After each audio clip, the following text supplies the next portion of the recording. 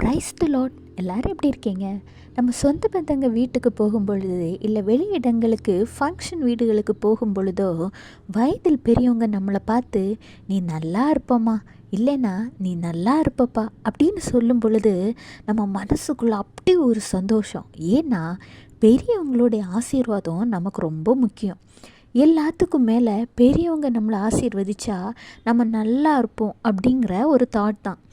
உலக மனிதர்களுடைய ஆசீர்வாதத்துக்கு நீங்கள் இவ்வளோ முக்கியத்துவம் கொடுக்கும் பொழுது, உங்களை படைத்த தேவன் தருகிற ஆசீர்வாதம் எவ்வளவு அற்புதமாக, அதிசயமாக, பயங்கரமாக இருக்கும்.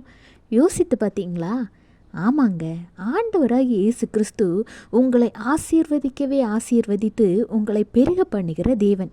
இன்றைக்கு உங்கள் கூட ஆண்டவர் என்ன ஆசீர்வாதத்தை சொல்ல போகிறான்னு பார்ப்போமா?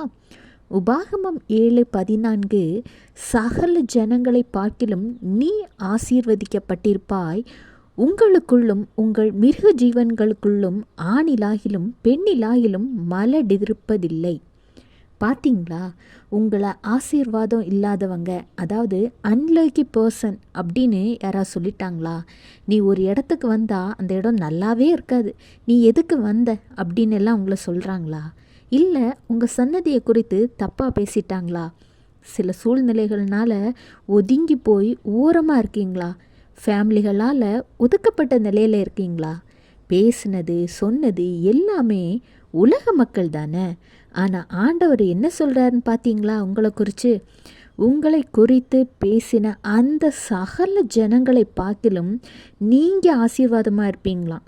அது மட்டுமல்லாது, உங்கள் குடும்பத்துக்குள்ளே மலடுங்கிறதே இருக்காதான். உங்கள் சன்னதியையும் சேர்த்து ஆண்டவர் ஆசீர்வதிக்கிறார். சந்தோஷமாக இருங்க. Have a blessed day. Jesus bless you.